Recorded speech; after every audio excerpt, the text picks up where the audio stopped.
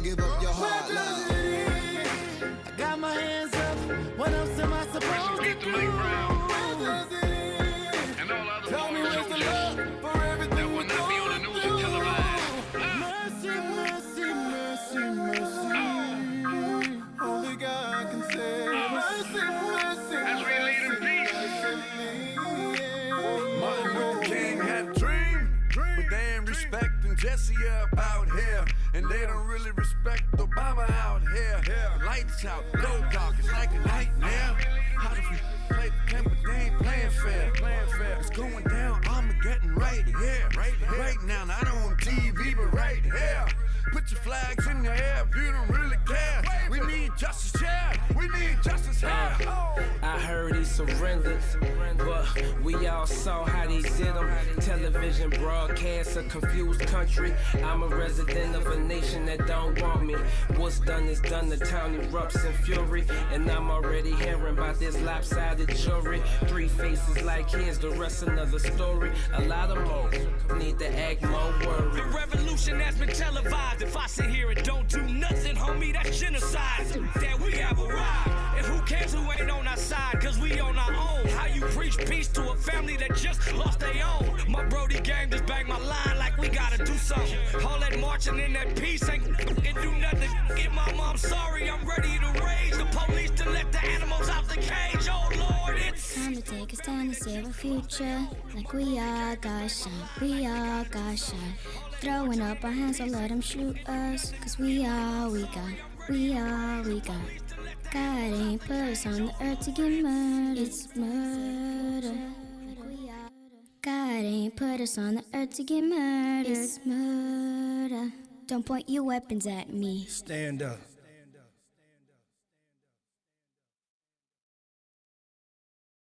Okay, let's do one for posterity.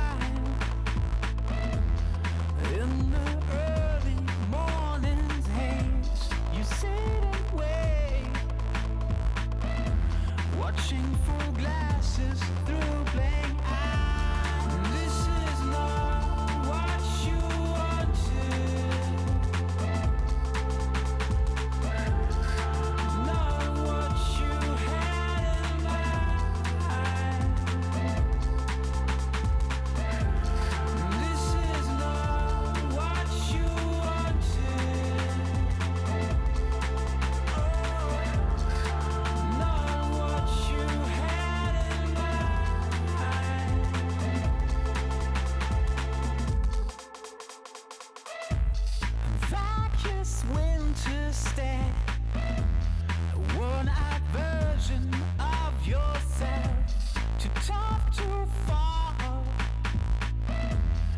but not strong enough to turn.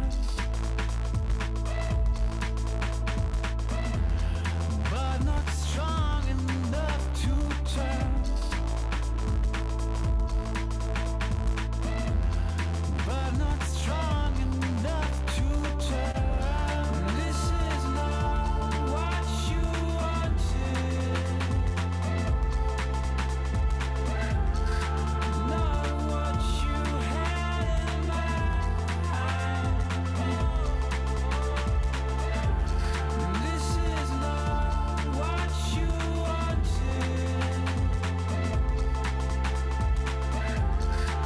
Not what you had in mind.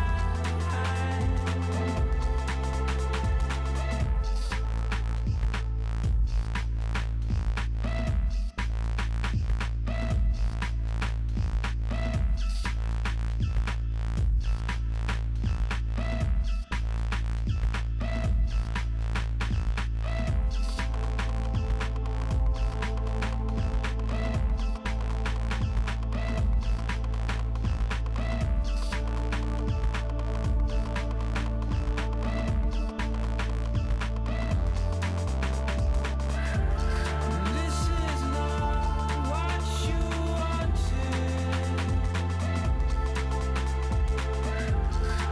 Not what you had in mind. This is not what you wanted. Not what you had in mind.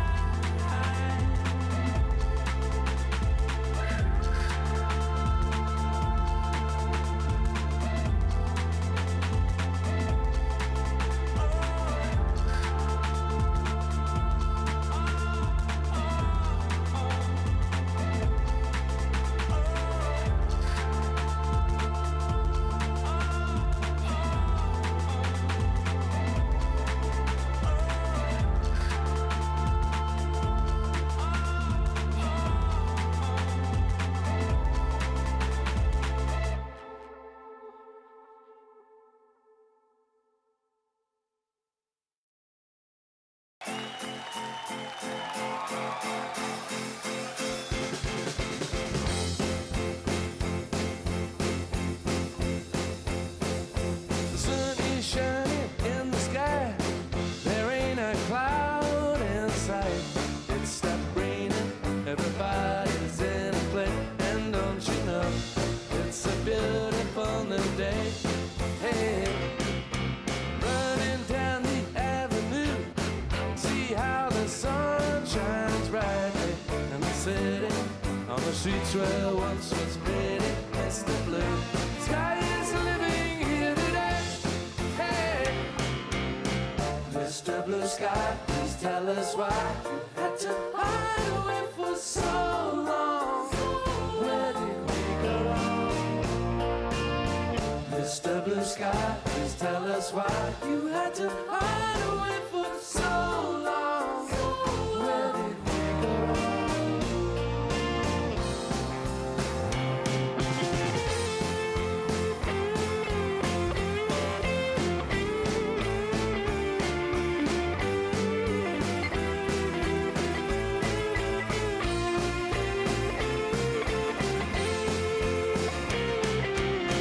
Hey, you with pretty face, welcome to the human race. A celebration, Mr. Blue Sky's up there waiting. And today is the day we've waited for. Oh, Mr. Blue Sky, please tell us why you had to hide away for so long. Where did we go wrong? Hey there, Mr. Blue, we're so pleased to be with you. Look around, see what you do. Everybody smiles at you.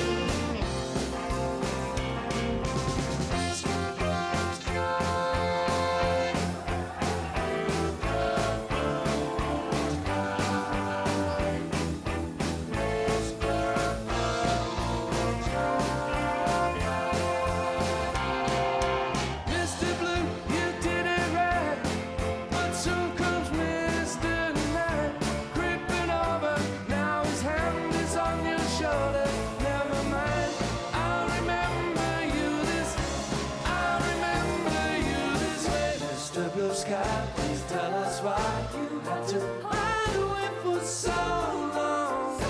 Where did we go? Hey there, Mr. Blue, we're so pleased to be with you. Look around, see what you do. Everybody stops at you.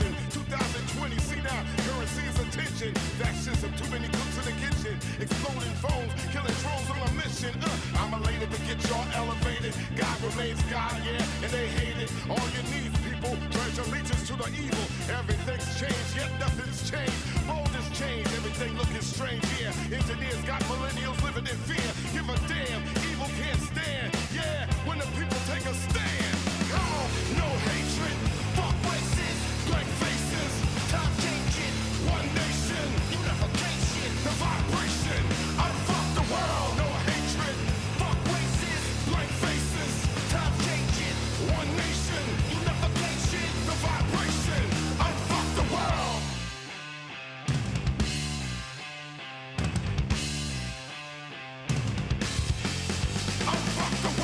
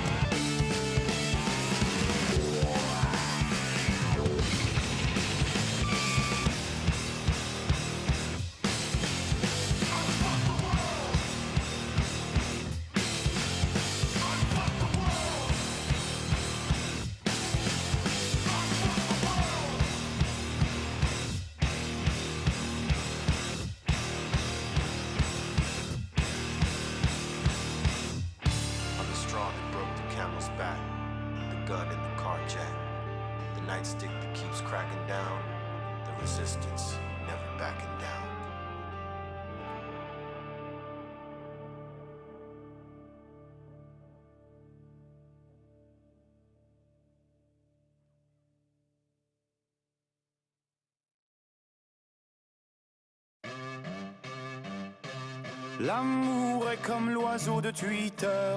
On est bleu de lui seulement pour 48 heures. D'abord on s'affilie, ensuite on se follow. On en devient fêlé et on finit solo. Prends garde à toi. Et à tous ceux qui vous like, les sourires en plastique sont souvent des coups d'hashtag. Prends garde à toi. Ah les amis, les potes ou les followers, vous faites erreur, vous avez juste la cote. Prends garde à toi. Si tu t'aimes, garde à moi. Si je m'aime, garde à nous. Garde à eux, garde à vous. Et puis chacun pour soi. Et c'est comme ça qu'on s'aime, comme ça qu'on somme, et c'est comme ça qu'on s'aime, comme ça qu'on somme, et c'est comme ça qu'on s'aime, comme ça qu'on somme, et c'est comme ça qu'on s'aime, comme ça qu'on somme.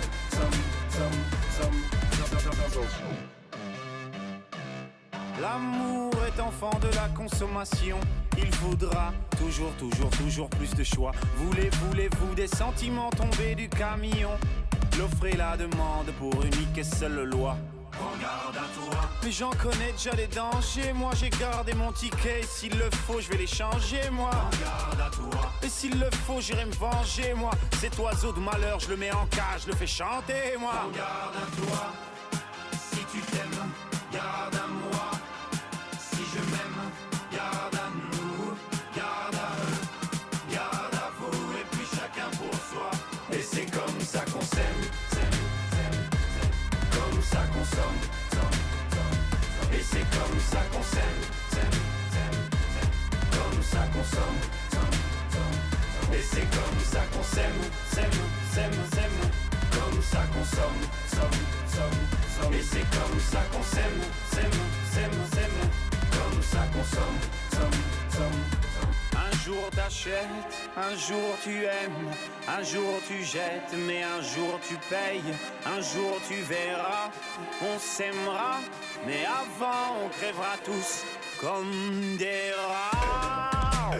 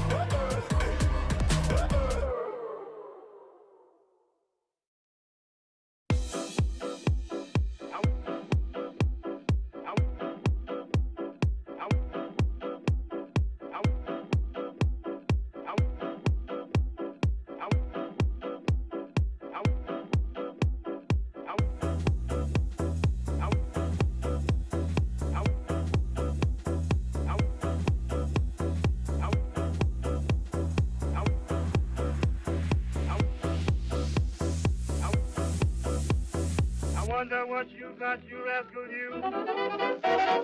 I wonder what you got, you rascal, you. I wonder what you got, makes my wife think you so hot. And I wonder what you got, you rascal, you.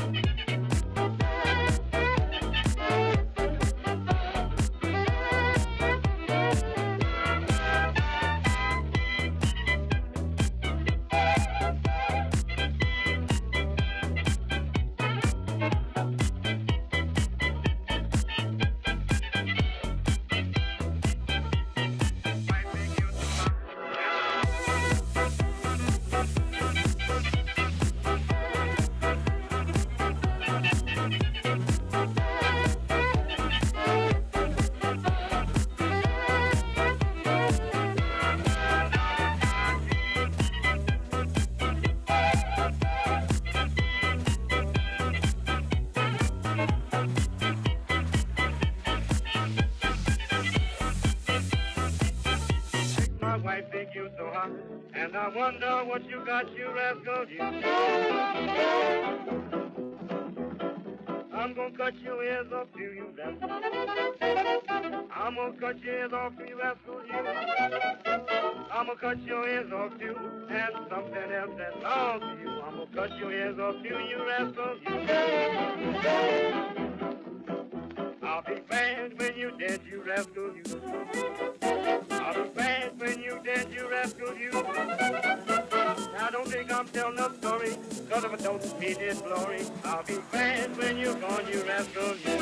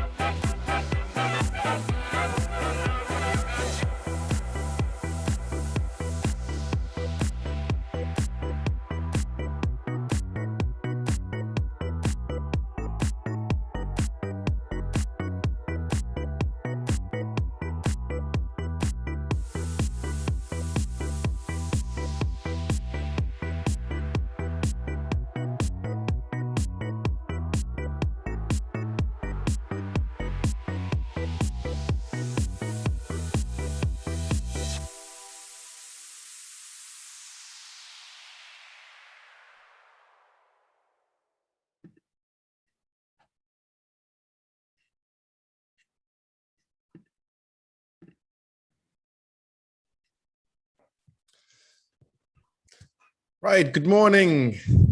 Good to see everybody. Thanks for joining. Many of you were already online about half an hour ago, if not earlier. Appreciate that. I'm just wondering, you know, how the dynamics of online meeting work as compared to offline.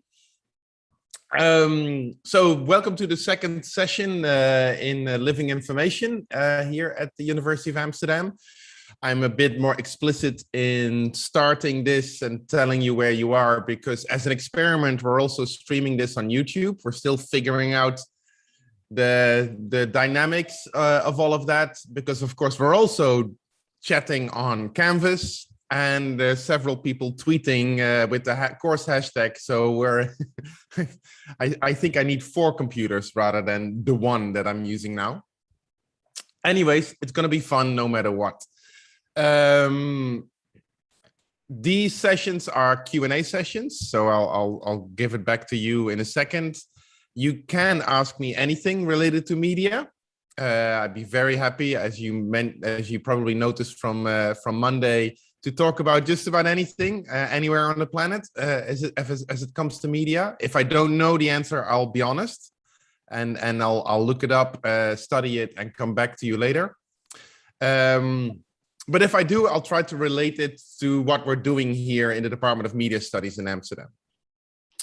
And second, of course, we're talking about all the assigned readings, viewings, and so on in the course up until now. For those of you who've kept track, what we're kind of doing in these first couple of weeks of the course is to sort of, first of all, get an appreciation of our lives in media, of the living nature of our media and information environment, simply acknowledging how deep the rabbit hole goes of our intimate relations with media in our lives. And secondly, we're starting to define media and information. So, bless you. So we're beginning to sort of explore what we're talking about when we talk about media. And in a nutshell, the answer to the question is, well, almost everything. right? We're defining media not just in terms of their materiality, the fact that they're devices and technologies that we can see and that we can build and that we can take apart. But they're also, of course, experiences, activities, things we do with media. We watch, we listen, we click, we upload, we download, we share. We do all kinds of things with media, and that should be part of our definition. And thirdly, of course, media play a particular role in our lives. I mean, they structure our lives a certain way. They influence and impact our lives as technologies, as what we do with them, or simply because we love media. Like we have favorite characters. We have a favorite song. We have a vivid memory of a particular media text at particular moments in our lives. Like couples have a favorite song, for example. So put that together and you have a pretty comprehensive and useful definition of media, but it's also kind of a definition of everything. And that perhaps makes it a bit abstract or unwieldy. And so what we're doing in these first couple of weeks is articulating that, studying that, trying to figure out what that means, how that influences the way we can think about media in our lives. One of the texts that we're studying, for example, is an old text about how to study the time people spend with media.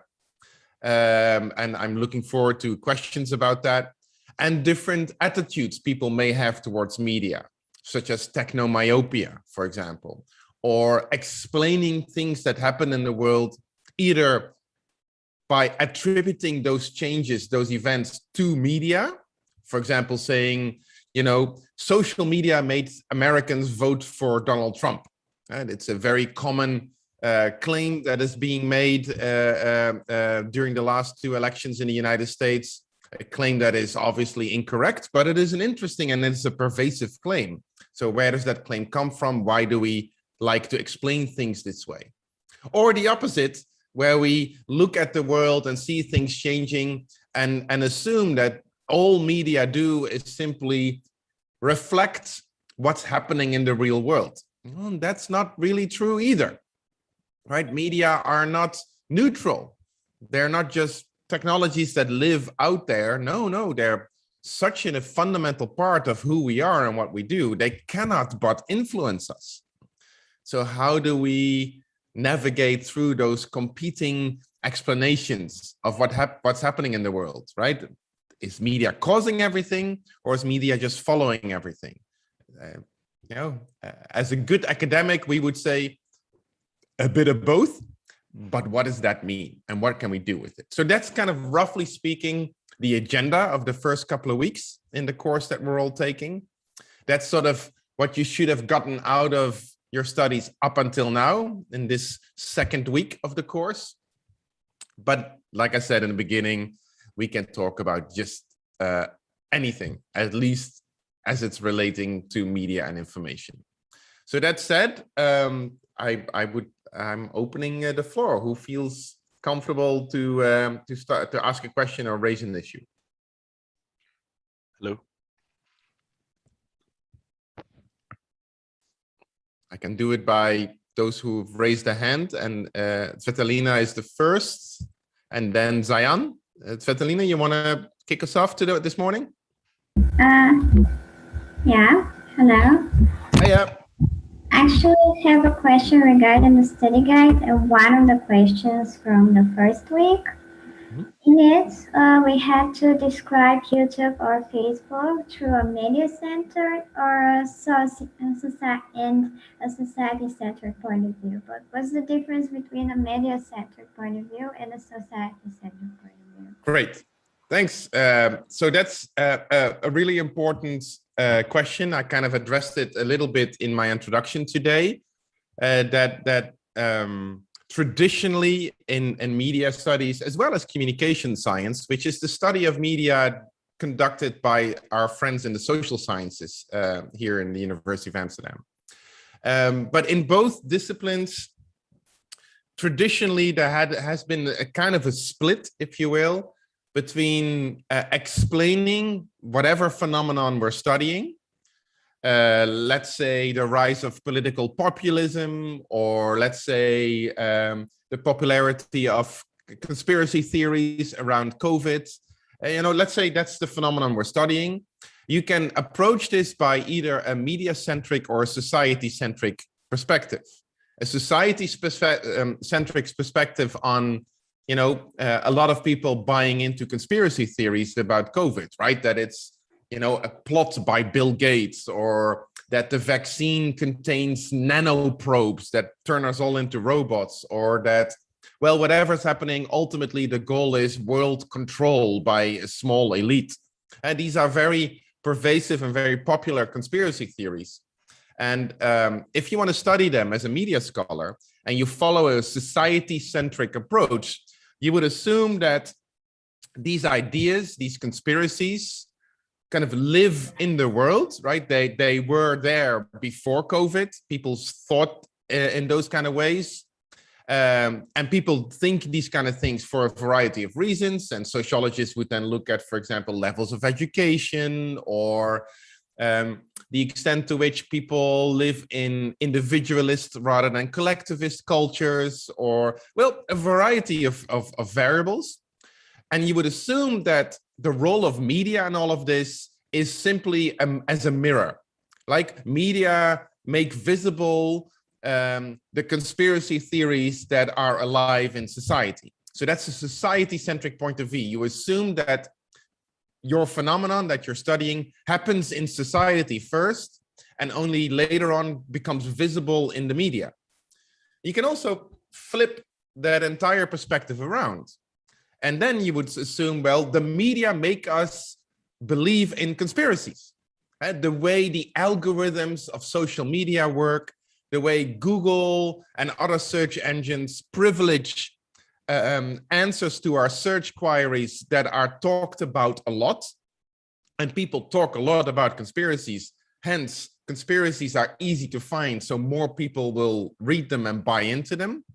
That kind of thinking is media-centric, right? You assume that the media cause, or at the very least strongly influence, whatever is happening in society. And I hope you can agree that these are such fundamentally different ways of looking at things.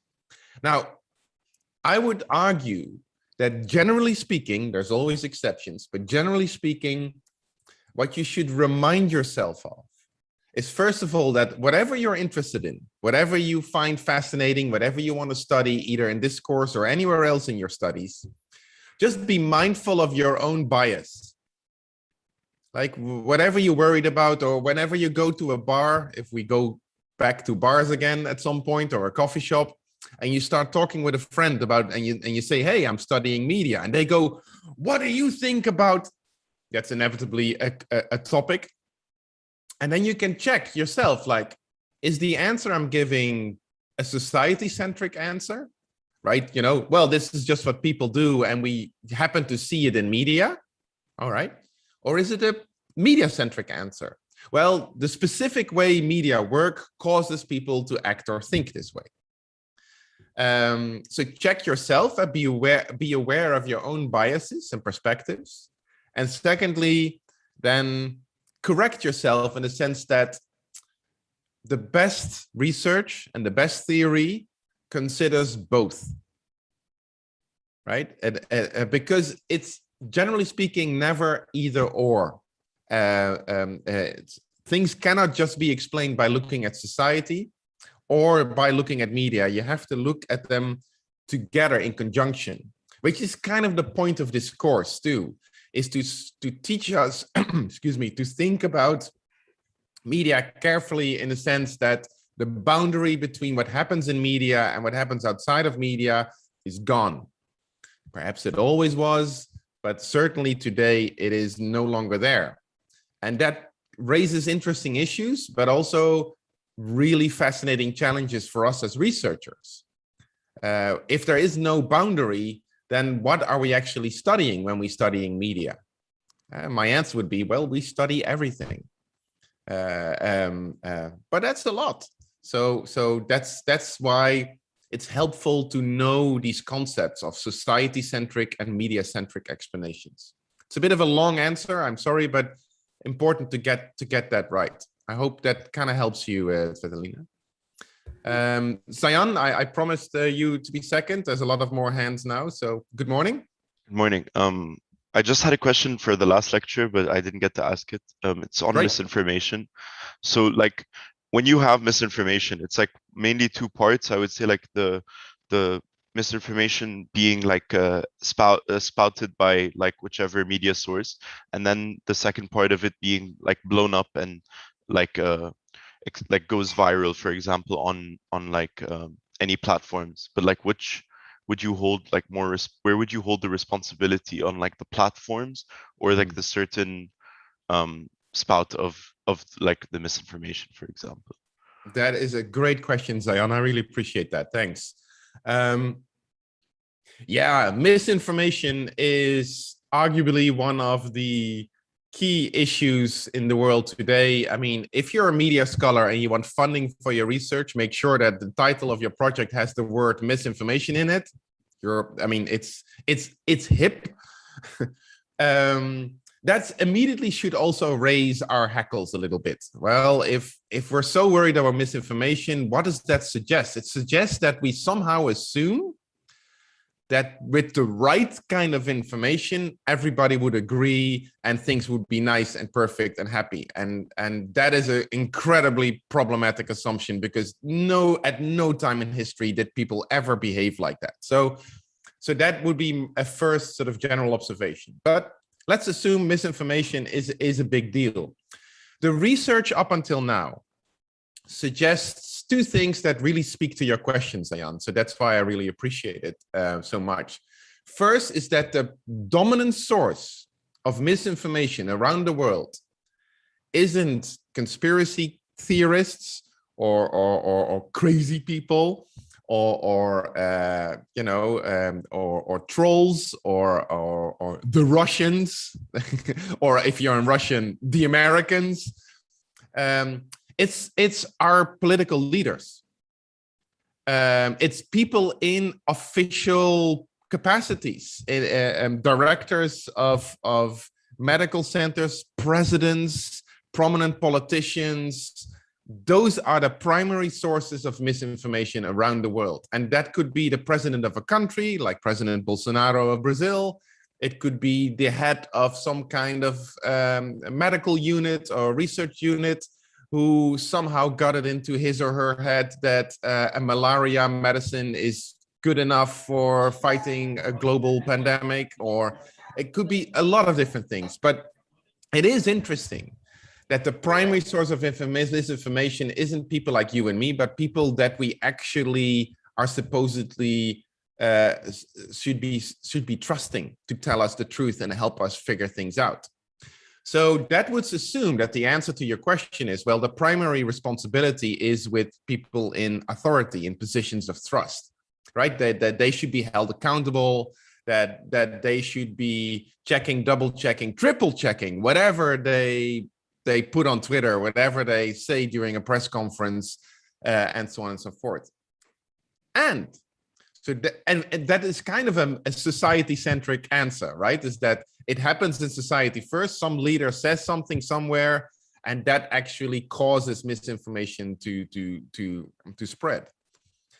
But then look at the second part of your question, your excellent question, which is, what's the role of platforms and the dynamics of social media and their algorithms in spreading, in amplifying misinformation? And that's a really good point. Studies show that fake news, misinformation, disinformation spreads faster than truthful information. So in other words, even if people know that when they share something, when they comment on something, that something is, for lack of a better word, bullshit, that it's crazy, that it's unsubstantiated by the science, we're still more likely to share that than to share, for example, a fact-checked report on a website of, let's say, a quality news source. And so false information, misinformation spreads faster, generates more attention and more interaction, and therefore also gets promoted by the algorithms of social media, right? the newsfeed of Facebook, the algorithm that governs what kind of tweets you see first on Twitter, the kind of TikTok videos that appear in your timeline, all those algorithms, they have one aspect in common, is that they privilege the new and the most clickable. So whatever people get upset about is more likely to end up higher. If you're stuck in an endless vortex of YouTube playlists late at night before going to bed, right, where YouTube just automatically keeps loading videos, we've all been there. The videos that pop up are videos people like you have clicked on most or have interacted with most. And the research shows we interact more with crappy information than with quality information. So that would suggest that these platforms have responsibility too. But here's the rub. If they change their algorithm, their entire way of making money disappears overnight, right? I mean, the way platforms make money is by getting us to spend more time with them. If the research shows that we spend more time with misinformation than with anything else, we will get more misinformation. So there's an interesting challenge there. This is one of the reasons why policymakers around the world are now looking into challenging these platforms, holding them more accountable. In the United States, they're talking about breaking up Facebook, for example, right? By splitting Instagram, WhatsApp, and Facebook into 3 separate companies rather than the one single company it is now. So this is a very current debate. And my answer, of course, would be is that, you know, we all have responsibility here. The people in authority, the platforms, but also us. You know, we're supposed to be media literate, right? We're supposed to be media savvy, and especially us media scholars, students and scholars, right? We're supposed to be knowing better. But we all, and myself included, still step into the traps of these algorithms and of certain news flows that you could argue aren't really all that healthy. So and so I guess I also would want to acknowledge, on the one hand, yes, we all have responsibility here for different reasons. But second, also to acknowledge this is complicated, right? Media are hard to figure out and to understand. And this is such a simple and important point for you and for me. Oh my God. I mean, because all of us, we've been media. I mean, I'm assuming most of you are between 18 and 22 years old. I mean, you're first year students in a bachelor program. That's the average age. You know, you've been media experts for the last 18 years. You're a generation that have grown up online. Some of you, of course, have had access to more technologies and devices than others, but still, I mean, you're experts. You know how TV works, how to game, how to navigate this little black box. So we all assume that we're experts, and in a way we are. But that is actually the biggest trap you can step into, especially as a media scholar. Because we're not. We have no idea how all of this shit works. It's changing every day. And that's a really healthy way to start your research and your studies. And also for me, I mean, I've been a professor for quite a while. I'm arrogant enough to think I know a little bit. I still have to start from scratch in figuring things out because things change so quickly and media are darn complicated. But that's good. That's what makes this field of study so much fun. So great question, Zion. That's good. Let's go on my screen. Laura, you want to jump in? And then Nikolai is like jumping up and down and Georgia. So we start with Laura. Yes, hi. I watched the lecture yesterday and there was this issue of the ethical side of things pointed out. And you were talking about the mines that are mined in Africa for the cobalt that is used in batteries. And we have two issues now. The human aspect, because obviously they take advantage of the people who work there and they work in very inhuman conditions, but also the part where it affects our ecological system. like the environment. But my question is, what are the alternatives? Okay, maybe we can, in fact, solve the issue of the human side of things. Maybe we can force all big companies to work in ethical conditions, pay a decent wage, and so on and so forth. But what happens to the cobalt? What is an alternative to that? Because they still have to mine it, and that still affects the environment. Right. Thank you, Laura, for asking that question. And Laura points out such an important dimension to what we study, because yeah, media are fun and are complicated, like I just said. But media and the media industry, especially the hardware industry, has arguably one of the biggest, after the agricultural sector, biggest ecological footprints on the planet.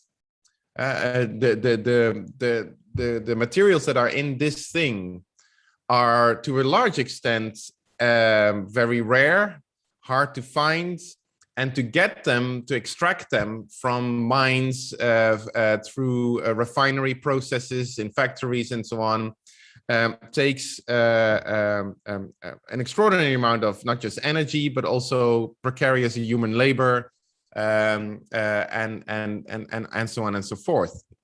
And then when we got these things, within a year and a half, we throw them away, right? And then they end up, I mean, most of them end up in places that we don't even know, right? The illegal processing of electronic waste is a massive problem recognized by the United Nations and other organizations around the world. So what to do? And Laura, I really appreciated that you're already pointing out something something that's been happening in the last couple of years or so, is that companies, especially the bigger companies in this space, like Apple, like Samsung, are beginning to take this seriously, like pushing for human rights in factories, more ethical processing and mining practices and those kind of things. There's several companies that are looking into, it's like what you see with coffee, right? That to source materials from the place of origin, to buy directly from a company that is local rather than through a middleman who may or may not invest in ethical practices. So that is beginning to be taken seriously, and I think we should acknowledge that. We all have a role in this ourselves, like responsible recycling and those kind of things. It's getting better, absolutely. There's still a long way to go. But you're asking a more fundamental question: is there an alternative to any of this, right? I mean, that's a hard one. I mean, the only thing economically right now you could argue is by pricing our devices accordingly, right? Is that to manufacture these has a cost, and our televisions and our computers and any of our screens, and to price them actually based on what it would take to repair the environment as much as we extract from it.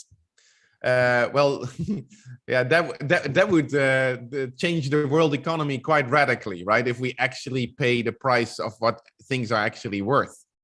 But this is capitalism for you. That's not how capitalism works, right? Capitalism doesn't price based on what things are actually worth. They price things on how you can make a profit. And that's not necessarily the same thing. That is the messed up nature of capitalism. So there's one answer to your question: price things fairly, reward ethical and responsible practices. Like I said, that is beginning to happen and to change. Develop alternative materials, right? And I think that is a global trend, that we're looking into manufacturing materials that would otherwise require us to mine them. I mean, whether that's meat or certain types of minerals, it's the same idea. It's like, can we stop, digging into the earth or killing plants or animals to still get what we want or need from them?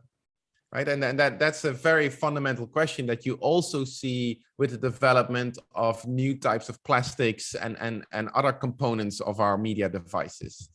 So there are examples of that. They're still relatively minor, but I would expect that to be picked up more broadly.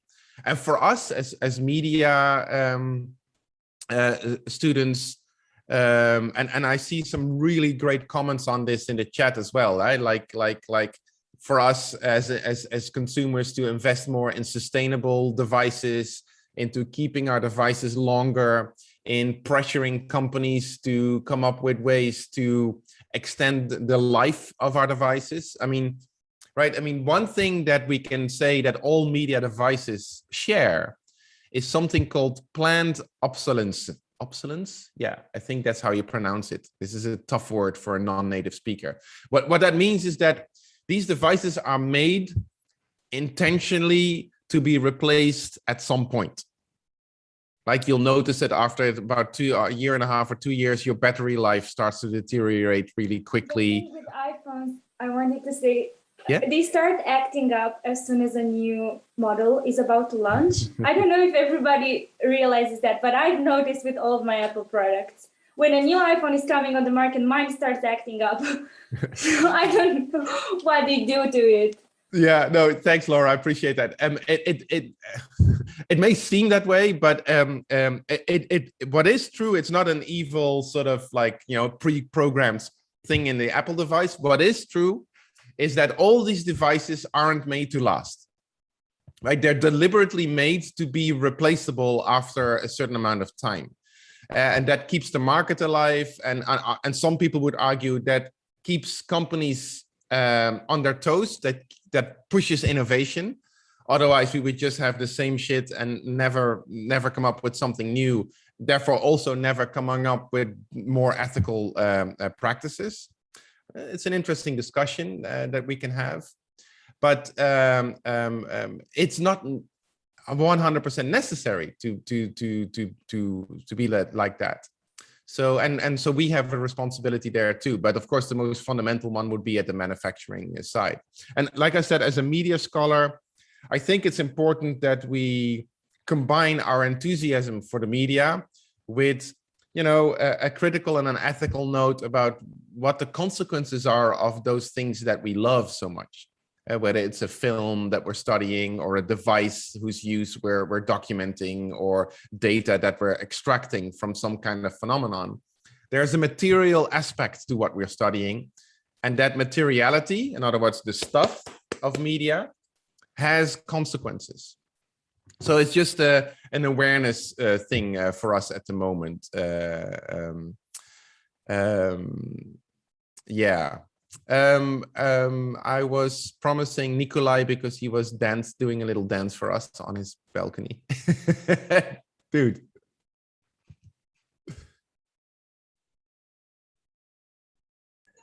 Yes. Okay. So, I was going to talk about, this whole conspiracy theory and all that. Is it possible that much of the reason why, like, we're seeing this amplification of spread of conspiracy theories, especially on social media, is because of this, like, convergence? Like, we've got, like, previous media, like films, television shows, like, espousing, like, government conspiracy theories, like all those action films about like people chasing after corrupt governments and all that, corrupt government officials.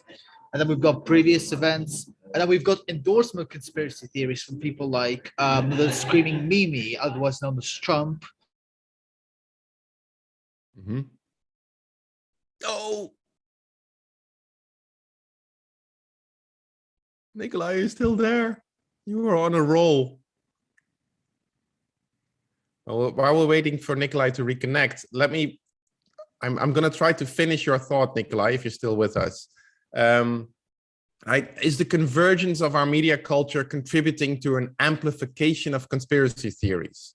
Right, that perhaps previously conspiracies or things that could count as misinformation campaigns would come from maybe one source, like a president or a dictator or something like that. Or maybe the movies or something like that, or a TV show. But now we're living in a converged media environment. And a message in one medium gets picked up by people in another, gets amplified, gets translated, repurposed, cut and pasted, parodied, mixed up, pushed forward in another platform, and it sort of starts to circle us almost, if you will. And yes, absolutely, I think that's a very good way of typifying our media environment. And again, it makes us as media scholars aware that we can't just study media in isolation, right? You can't just study film or television or newspapers or social media, or you have to study the interactions between. You have to study things as an ecology. And media ecology is a growing field of research within media studies, as looking at media as a whole rather than separately. This is, for example, one of the reasons why in our departments, and we used to have television studies, and now we call it television and cross-media culture, to acknowledge this particular trend, to look at things in conjunction rather than separately. And that makes things harder. Like, where does things start? I mean, where's the original message, for example? And that's where digital methods are so useful. I mean, it's an initiative by our department in our new media and digital culture area, where we use, we build our own scraping tools to collect information from social media, for example, to trace original messages back. Like, where did a certain thread start? Who was the first to post this? And who then latched onto it and forwarded it? So that's really exciting research that is done here, and of course in other universities around the world as well. But I would argue that our colleagues in the Digital Methods Initiative have really pioneered this kind of work. So it's yeah, a good point that Nikolai was making before he got logged off. I'm sure he comes back. And I'm gonna go forward. Let's see if he comes back later on. Hey, George, you're waving. Peace. You want to come in? Oops, that's the wrong key. Okay, good. So firstly about this, like the thing you said about sustainability and stuff like that, like I feel like the EU has a crap ton of power.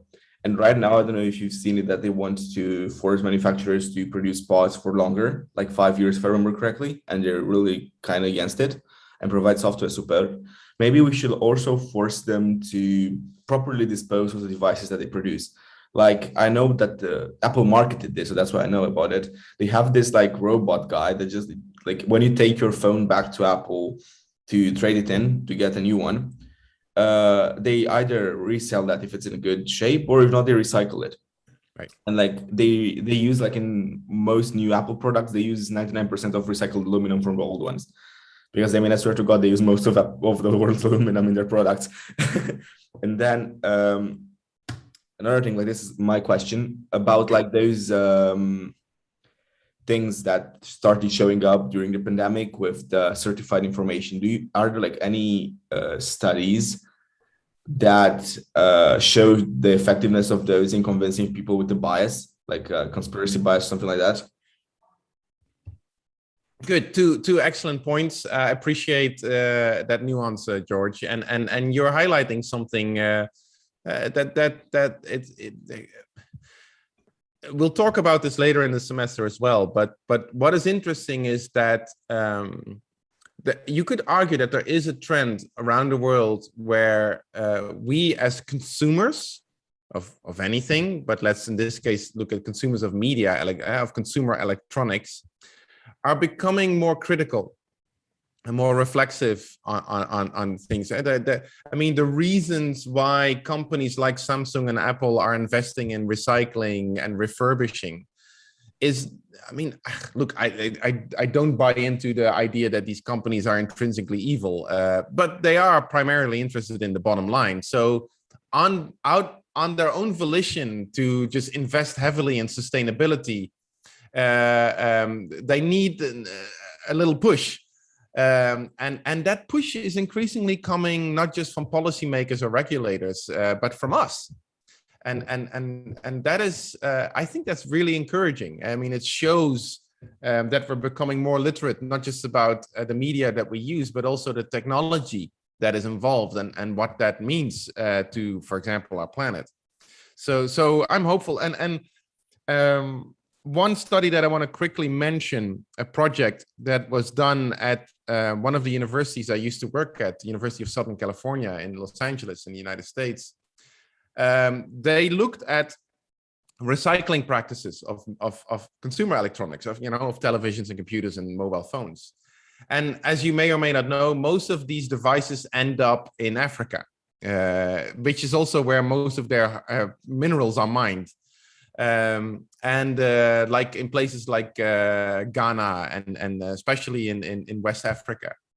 And what they found out is that the traditional narrative of that is illegal dump sites, very dangerous chemicals being released next to neighborhoods where people live and go to school.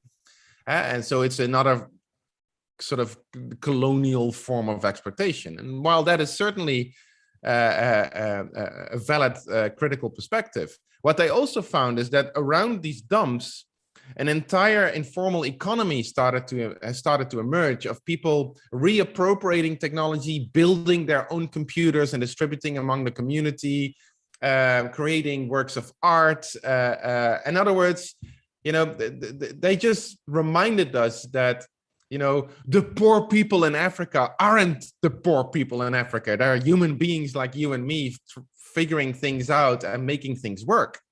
And by not acknowledging that, or by not acknowledging that they too fight for better worker rights in their mining operations, that they too stand up for themselves, that they don't rely on us, most of us white, middle-class people in the global north or west. So I think that's a really important point to make here too. Anyways, more sustainability and so on and so forth. The second part, George, your question is like, what kind of interventions work or change people's minds? I mean, is all this fact checking that news media are now doing on top of what they're already doing helping? To be very blunt, generally speaking, no, it's not. And that's not to say that once you believe in a conspiracy theory, you're lost. No, not necessarily. It's just that, just like media are not responsible of getting people to believe in conspiracy theories, they're also not responsible of getting them off conspiracy theories. Media certainly contribute. Absolutely, they do play a role. But generally speaking, if you have an uncle that is really, I was actually talking to a friend of mine earlier this week, and she was telling me that her husband, just during the pandemic, became a conspiracy theorist and saying like, I don't know what to do, actually, like he's changing. And I still love him. He's a wonderful father to our children and everything, but yeah, he's lost in some corner of thinking about the pandemic, and I'm not quite sure what to do. So, giving him a print of all the facts is not going to change his mind. And that's common sense. You kind of know that. It takes other things, right? And I would say what it first takes, and I think that's supported by some of the research out there, is it takes forgiveness and compassion. And an acknowledgement that, look, there is a lot of good, very, very good reason in the world today to feel scared and uncertain and lost and isolated and powerless.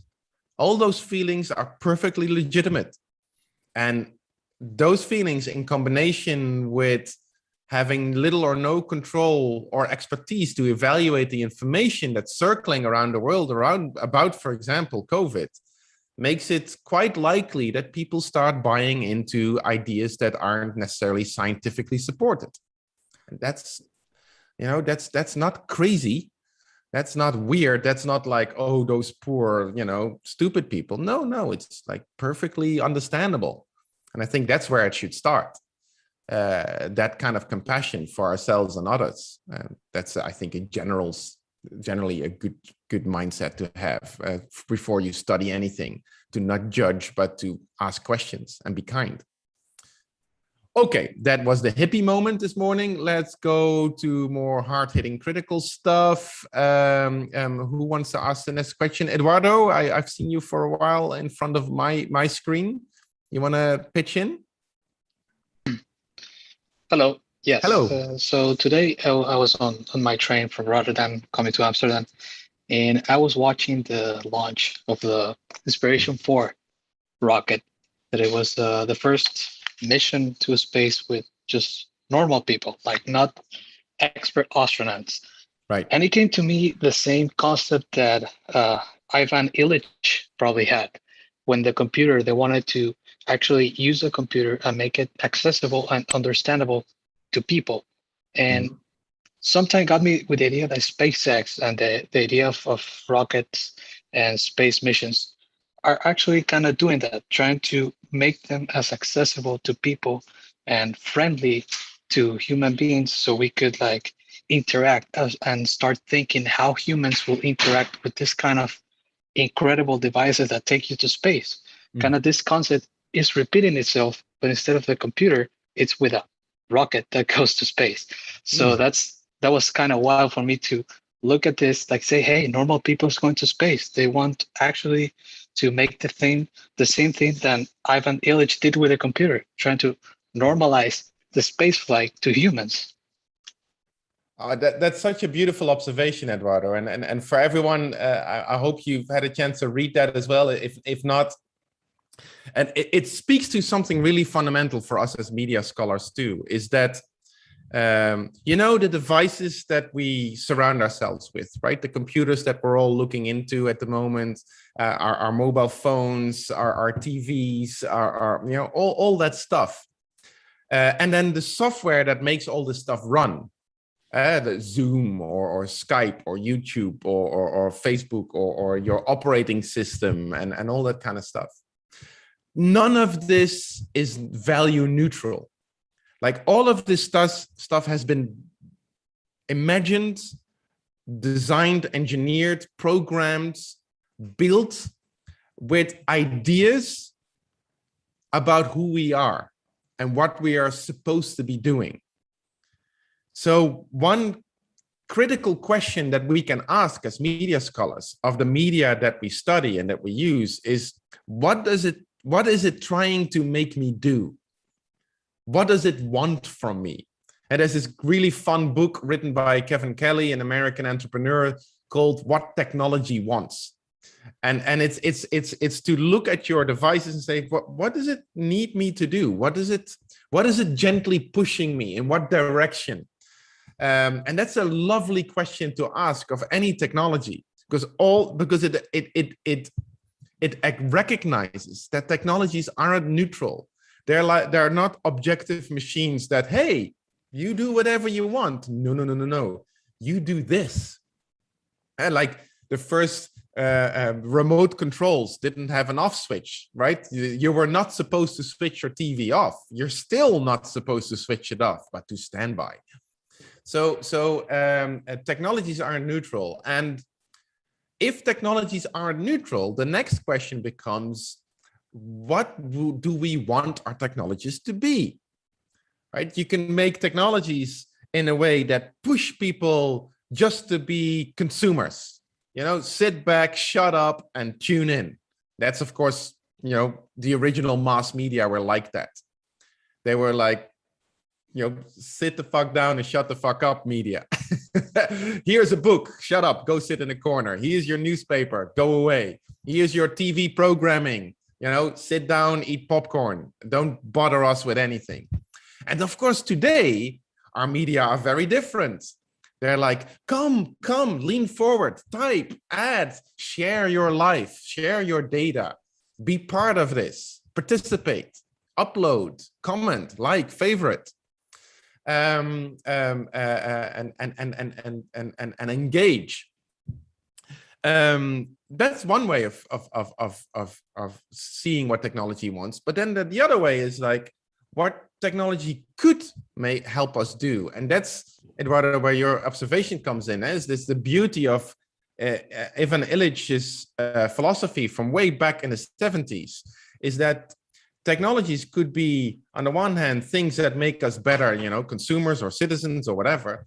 But what if they just could be a tool to achieve a goal of, you know, empowering everyone in your community, of getting people together and achieve something that they couldn't achieve on their own? I mean, in other words, tools that we can live with, conviviality, that was the term that he used. And it is interesting to know that some of his ideas really inspired the people who were building the first personal computers back in the 60s, 70s, and 80s. So that value set is also part of our technologies. And it's therefore encouraging to see. And of course, almost inevitable to see that people are doing that too with technology. So that's one very brief comment I had about your beautiful observation. And the second one is, it relates to, how do new technologies actually come about? How do people actually get up with an idea of, I'm going to invent, you know, touchscreen technology, or I'm going to build whatever, a rocket that flies into space and that can take on everybody, or I'm going to work on motion sensing controls for my video game system. And like, how do people get to these ideas? And you know what? The history of innovation, of consumer electronics, of media, suggests that the dominant way that new media are invented or innovated is not because of the brilliance of some engineer somewhere or a major company, you know, at the boardroom meeting coming up where we're gonna make this shit. No, it's you and me. And you was like, how am I an innovator? Because we don't use media the way we're supposed to. And that leads to innovation. The history of innovation of most consumer products is the history of companies realizing that people use the products in unintended ways. And then they figure out, well, if that's how people use it, maybe we should build that. And they come up with something new. But it's based on what we are actually doing.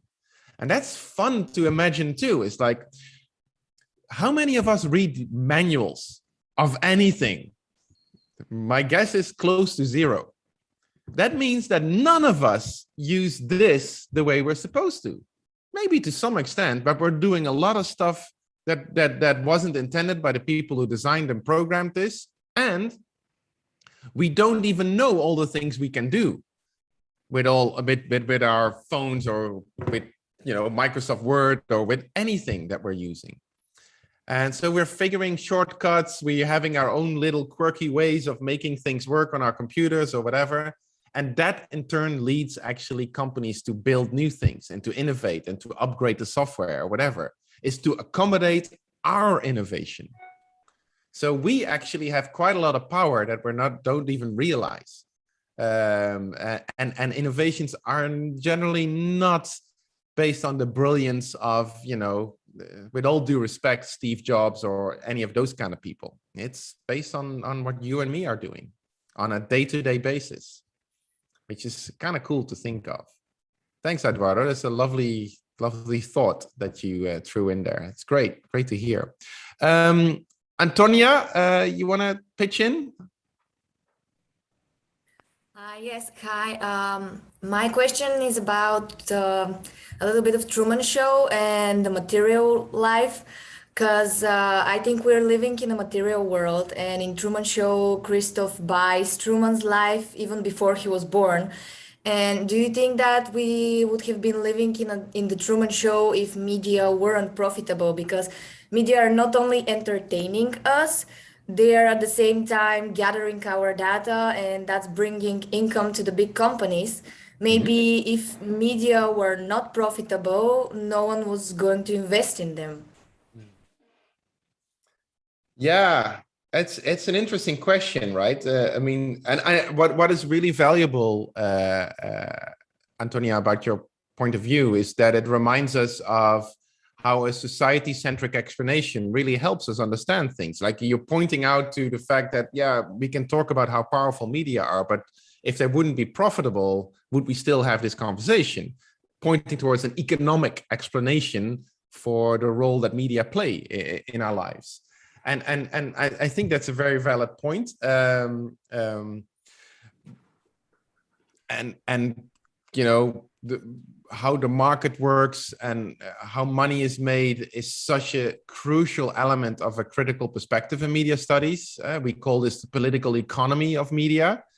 Political economy is a set of ideas of theory of a theory of how to look at media.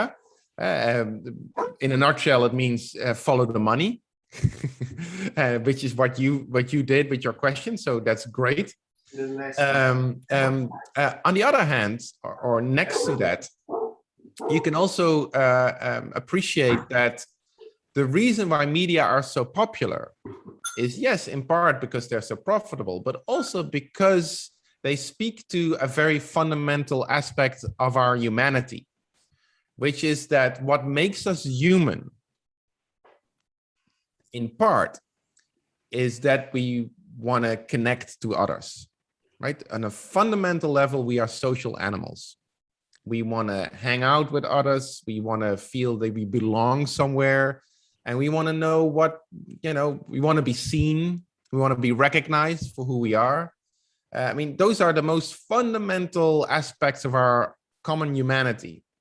And you could argue that that's why we have media, right? That the role media fundamentally play is not to inform or to entertain us, but to simply help us to be human. I mean, there are media ecologists who would argue that the first medium was language, right? And when did language emerge? I don't know how good all of you are in your history of human evolution, but language emerged when larger groups of humans, or Neanderthals or whatever, the original humans, started living together, right? When they stopped running from saber-toothed tigers and mammoths, and they start sort of digging holes in the walls and hanging out together, and the groups got larger and larger, let's say beyond 25 to 30 people, they needed some kind of system of making sure that, hey, you're part of the team and you're supposed to take watch tonight, and you're supposed to get berries for food and so on. And that's how language emerged. And so language, could you argue, was the first artifact, this construct that we invented to keep in touch, even though we were too many to keep in touch with. And shortly thereafter, what did people started doing? Painting caves, right? They moved into the caves, invented language, and start painting them. Not a medium. So there was, of course, no discussion about profitability back in those days, but it was a discussion of humanity. So I'm telling you this not to discredit your observation, because I think it's very powerful, right? Absolutely. I mean, one of the biggest debates about the internet these days is that it has evolved from this idea of a convivial tool that is open to everyone and free from interference, to a corporate space dominated by a handful of massive companies, multinational corporations. And that isn't the original idea. I don't know if some of you have followed the discussion about what is going to happen next after the internet as it is now. The dominant idea right now, I mentioned it briefly in the first session earlier this week, is to turn our digital environment into a metaverse. It's a term that is often used by people like, for example, Mark Zuckerberg, the CEO of Facebook, but a lot of other players in the media space, a lot of them in Silicon Valley in the United States, but also elsewhere. And the idea of a metaverse is that all the things we do with media on different devices right now, on phones, on TVs, on computers, on tablets, on laptops, on, and all these, that they all will converge, and not onto a new device, but onto us. For example, through glasses or contact lenses or implants or something else that will enable us to be in media and in the real world simultaneously without any kind of technological interference. I mean, that's the absolute end goal at the moment. And it's been for a very long time. The first variations of this were posited in the early 1980s. So this is not a new idea, but it's becoming more prominent because technology is finally here to make that happen. So in other words, the world is one big Pokemon Go game. And again, the discussion immediately is, well, maybe that's a really interesting or exciting idea, but should Mark Zuckerberg and Facebook be the person to really spearhead all of this? Because that's just another massive American corporation. And it really speaks to that dilemma, is that the media on the one hand are exciting and they bring us closer to our common humanity in the best case scenario. But then because they're so profitable, they're being colonized by mega corporations. And there's always this tug of war. And that's why we, to some extent, rely on policymakers to protect us. And the history of media policy is a history of always a bit too little, too late. So media, when the internet came about and the World Wide Web, policymakers didn't touch it. Only in the last couple of years, you see policymakers around the world coming up with new laws to protect our rights online, for example. Did you know that this year, and I'll shut up then because I talk too much, I know, but this is so interesting. This year, for the first time in history, the United Nations adopted a new charter to protect children's rights online. It didn't exist before that. So children were completely left unprotected. Companies could do anything they want. Sure, some nations had some ideas about not advertising to kids or something like that. And we have, age ratings for games and stuff like that. But that's not protecting their rights. That's just like after the fact coming up with some kind of rule.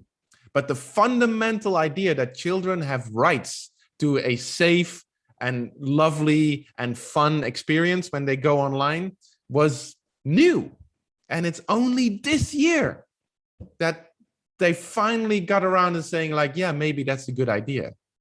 I mean, that's incredible. It's great that it is here now, but it's incredible that that took 25 years of lobbying to get policymakers to adopt this. And that's children, let alone you and me. Anyways, really great point, good critical point. Makes me talk way too much. Marta, you've been up and running for a long time too. Hello. Hello. I have a question kind of connected to the concept of authenticity in media. Why do you think this kind of notion of authenticity that we do not even necessarily have in full is so important to us, and why do we feel it is so threatened by media in particular? Oh wow, yeah, that's such a great question. Let's first acknowledge, as we are here together, how interesting it is that in discussions about the role of media in people's lives throughout the 20th century and now into the 21st century, the discussions originally were all about to what extent media represent or threaten reality, right? It was like do media depict the real world? Are media telling the truth? Is this what really actually happened? So a lot of theories and research in media studies in the 20th century were framed by that discourse. So we were talking about whether, for example, when people do a demonstration, do they do it because they are really concerned about something, or do they do it just to get the attention of media? And if so, is it then still a real demonstration? I mean, famous French philosophers wrote books in the 1980s about how there is no more reality anymore because everything is suffused by media, especially advertising.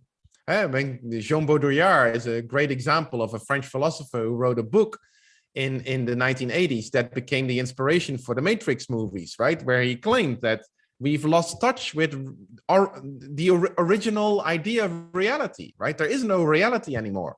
That's why he also really hated the Matrix, because the Matrix suggests there's still a real world somewhere. And he says, no, there's not. It's all hyper-real. So reality was this big deal in the 20th century. When today, we don't talk about reality anymore. We talk about authenticity. And that's something quite different, right? Because, and I wonder sometimes, I wonder what you're thinking about this too, is that maybe we've either consciously or unconsciously let go of this idea that there's still a reality somewhere, that we acknowledge that, yeah, everybody lives in their own reality, in part constructed, created, and shaped by media. So to have a discussion about whether something is real or not is quite ineffectual, right? It doesn't really matter all that much anymore. But then, if nothing is real, everything becomes about what things could be, right? If we can't have a discussion about what something is, then we start talking about what it could be. And that brings notions of authenticity. Is somebody authentic? Is that something that people really do or believe in when they say X or Y? And that's just, I think, first of all, that's fascinating. Second of all, by talking about authenticity or inauthenticity, we're also expressing something quite fundamental about our media culture. And I think it speaks to like a subconscious media literacy we all have, which is that you and I, we all know that what people look like online, their Facebook profile, the videos they share on TikTok, the comments that they leave, their dating profile on Tinder or whatever they are. Well, it's not that it's a lie, but it's also not the truth.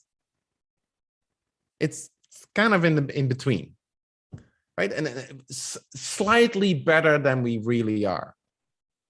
The average age of pictures that people share on their social media profile is about a year younger than they really are in general. And you can study that by looking at the metadata of digital images, right? Then you can trace back what time that image was taken and then compare that to the computer date of somebody's profile. And then you can see the discrepancy. So the average difference is about a year. And that means that it's not that we are deliberately putting pictures of ourselves up that are like 10 years old, that we are 10 years younger or whatever. It's just that there's a slight difference between who we really are and how we present. And you know what? We know this from each other. Everybody knows this. And that's kind of a fun idea, that we all accept from each other that nobody is 100% real, but also nobody is completely lying. It's somewhere in between. And in the best possible case, that contributes to, I guess we can chill out a little bit. You know, we don't have to be perfect because nobody is. And if you are, everybody knows that you're not. So chill, it doesn't really matter. The worst possible case scenario is that you can't trust anything or anyone anymore. Right? I mean, when nothing is 100% true, then nothing is true. That's a very disconcerting, scary idea, especially at a time where there's a lot of danger and a lot of uncertainty. So the shift from worrying about reality to worrying about authenticity comes with a general shift in our media culture from representing reality to just being authentic in an otherwise completely anything goes kind of digital culture. And I guess that raises all kinds of interesting ethical issues. Yeah? What role can we play? I mean, you can certainly use that to try to manipulate people in all kinds of different ways.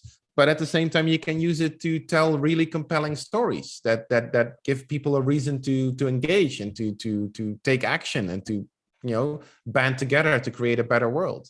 So it's again, as you notice, what I'm trying to do here with this long story about your powerful question is to show that either a utopian or optimistic or positive spin on this, or the exact opposite, a dystopian, pessimistic, everything is going to hell in a handbasket kind of perspective. They're both relevant and interesting, but they're both frustrating in the kind of answers they bring, right? Because it doesn't solve anything to go either or. You kind of have to explore all of these options and make space in your research and in your theories when you write papers in this course or later on, when you answer questions on exams, is to consider different points of view. How could we think about this differently? And I'm an optimist. So what I like is that a fundamental property of media is that it makes us question everything. And that is one of the most fundamental skills you can have, especially as an academic. It isn't no surprise, this is my last thought, that a lot of media companies promote their products with these kind of ideas. Think about Apple, that had as a slogan for the longest time, think differently. Right? And it because it speaks to a fundamental property of its devices, of any kind of media devices, is that it allows you to look at different things, to explore different ideas, to make new things.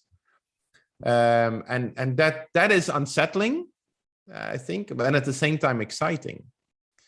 But the shift from reality to authenticity is a fundamental property of our media culture. I think that is at the heart of the comment that I want to make on your point. Thanks, Marta. That's great. I really should give shorter answers. I'm gonna go. I've seen some really great comments on the chat as well. I wish we can do all of them at the same time. Just a quick, and Nikolai is back, and he made a point in the chat that I want to come back to just briefly before we go on, which is, he says, the online world has created a post-truth world where emotion is prioritized over actual policy. And I think that's an interesting point, right? And it's a point that is often made, is sociologists love to say that we live in emotional times, that our world is a world of affect.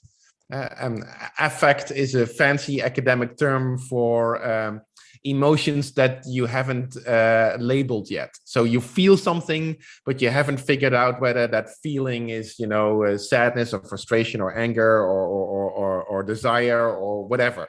So affect is this fundamental thing that we feel that we haven't put into words yet. And to say that we live in an affective time is that we constantly respond very intensely to all kinds of things, but we haven't figured out yet what to do with them. And by the time we have, something else comes up that we have to be really upset about or happy about. And it's just this constant emotional roller coaster. And certain politicians, certain authorities are very good at exploiting that. Right? I mean, we tend to call them populists, and they're both on the left wing and the right wing spectrum of politics, right? That really good at surfing these waves of being upset and being emotional and being like, something is really happening, it's important, it's intense, and they fuel these fires, and it generates a lot of support for those kind of people, those kind of candidates. That certainly seems to be the case, and you could argue that our media culture contributes to that. I mean, it's often, like I said before, social media benefit by us feeling strongly all the time, because if you're emotionally engaged, you're more likely to spend more time on the platform, to interact with more people on the platform, and to share more on a platform. But you can't sustain that kind of emotional engagement. It's exhausting. But that's kind of where we're at. And that's certainly an interesting point. And that's why the last 5 to 10 years or so, all around the world, there's been more discussion and investment in media literacy programs. For example, in schools, primary school, secondary school, high school. And there's a growing realization among experts in this field that an important component of critical media literacy is emotional literacy. Is, in other words, being able to understand how your use of media is in part a constant trigger of intense emotions. Whether something as innocent as watching a movie that makes you cry, or a TV show like Ted Lasso, which is one of the biggest hits around the world on Apple TV during the pandemic, that makes you feel good or makes you laugh, or listening to the new song by your favorite K-pop band, or playing the new game that just came out and makes you all excited and everything. And yeah, all of that. And then, of course, all the discussions on YouTube or on social media, all the hashtag activism, hashtag Me Too, hashtag Black Lives Matter, hashtag, and so on and so forth. It's like this constant barrage of intense emotions and emotional triggers. In other words, to be good in handling your media environment is in part also to be good at handling your own emotions. And let's just be honest, we're not very good at that. Most people aren't. And I'm not saying we should all go into therapy, although, you know, might help. But it is, and it speaks to something I've talked about earlier and that I want to reiterate. It's so important to acknowledge that media and media culture is complicated. It's difficult. It's hard to understand, hard to handle, hard to figure out, and to jump to easy conclusions, to quick and dirty theories, to just one size fits all explanations is the last thing you should do.